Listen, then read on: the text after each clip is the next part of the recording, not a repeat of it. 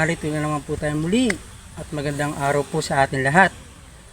Noon po sa ating bidyong tinalakay, ipinakita ko po sa inyo kung paano balatan, balutin upang ito'y magkaugat. Ito po, nakita nyo, napakarami ko na pong nagawa. Maghihintay lamang po tayo na magkaugat to. Yan o, para lang po silang candy. Pero sa ngayon po, may bubuksan tayong isa.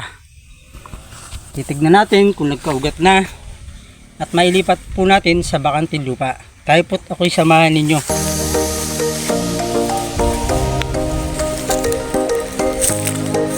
Dito po, pupuntahan po natin dito yung unang binalot.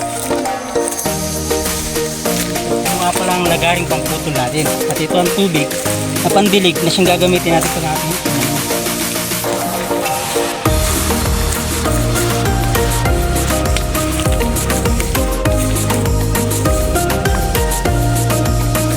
Mga ka-farmer,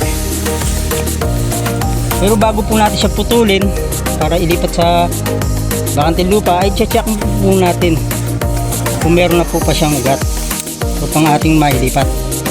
Dahan-dahan lang po sa paggamit ng kutsilyo at baka po tayo masugat po.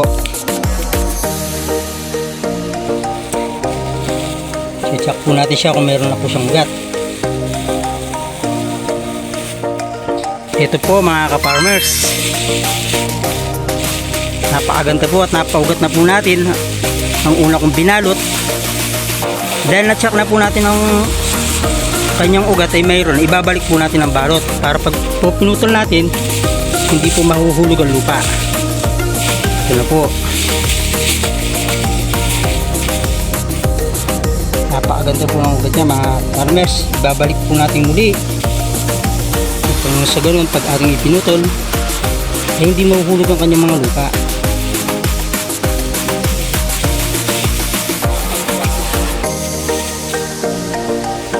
Ito po muli, tatali po natin siya ng zipline.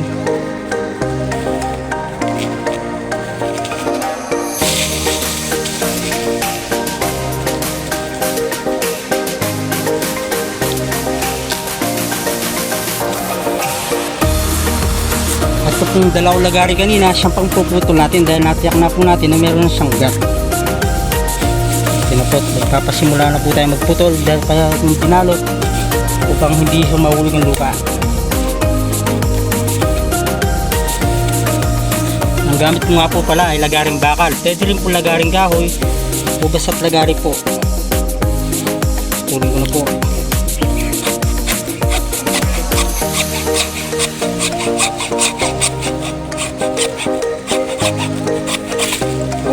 Pagkatapos po naputol ay maingat na po natin dadalhin doon sa ating paglilipatan. Halika po, samahan ninyo ako at ready na po lahat. Oo, lagi po yung ating ililipat.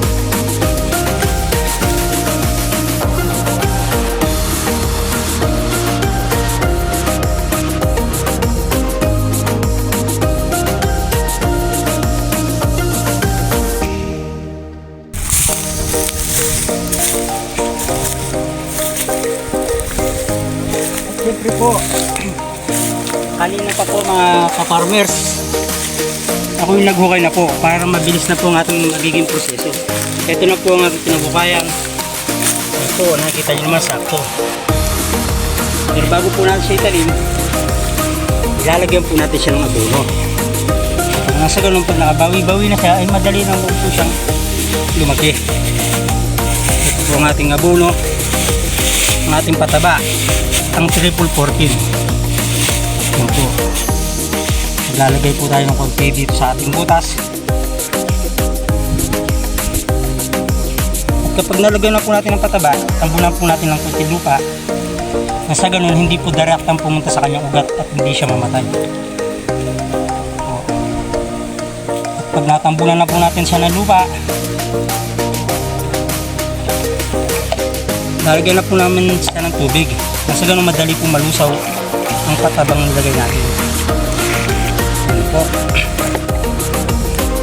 Ngayon po, ito po, dahil kanina hindi natin agad tinanggal yung plastic dahil baka mahulog ang lupa. Ngayon po, dahan-dahan po natin tatanggalin muli. Nasa ganun, maitanim natin po na maayos. Po, makikita na po natin ang ating routing ng cutting.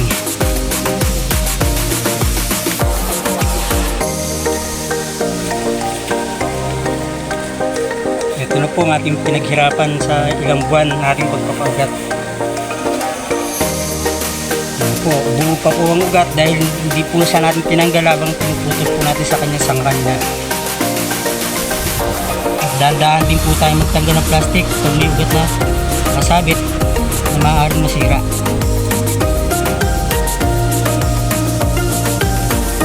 So, kitang-kita nyo naman po, napakaganda ng ugat ang ginawa. Ngayon po ay ilalagay na po natin siya sa lupang ating hinukay. Ayan. Maganda po, di ba? Ngayon po, at dahan-dahan na natin tatambunan to mga ka-farmers. Kapag po nalagyan na ng lupa, huwag po natin ititimid dahil ang kanyang ugat ay masyelang pa. Ang gagawin po natin para siya madikdik, ibusan po natin ng tubig hanggang sa mapunusan ng lupa. Muli po natin siyang tatambunan. Pag natambunan na naman po, muli na po natin ibusan ng tubig para humigpit po ang kapit ng lupa.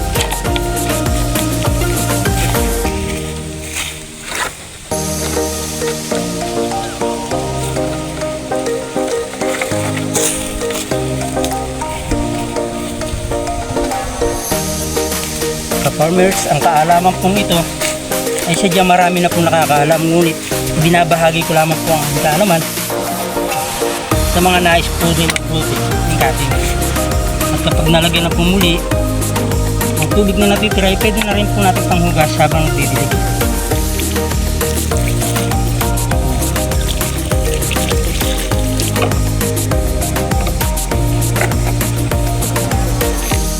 Mga ka-farmers, ito na po ang ating naitanim.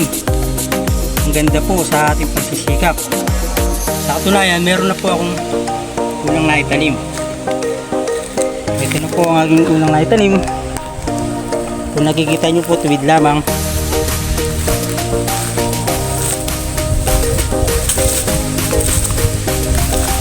Ito po ang ating naitanim. Ito po ay sa aking pagtatanim, 3 araw na po ang nakalipas mula nung ako nagtanim. Katunayan po, ito po ang aking pinagputulan mula sa kanyang puno at sanga. At ito po yung nylon ng ating pinagtali. At ito na po ang sanga na iwan, natuyo na at buhay na po ang ating tinanim. Mga ka-farmers, maraming po salamat sa inyo. Naway pagpatuloy nyo lang po ang panunood at marami pa po ibabahagi sa inyo. Maraming po salamat sa inyo. Bye bye mga ka-farmers.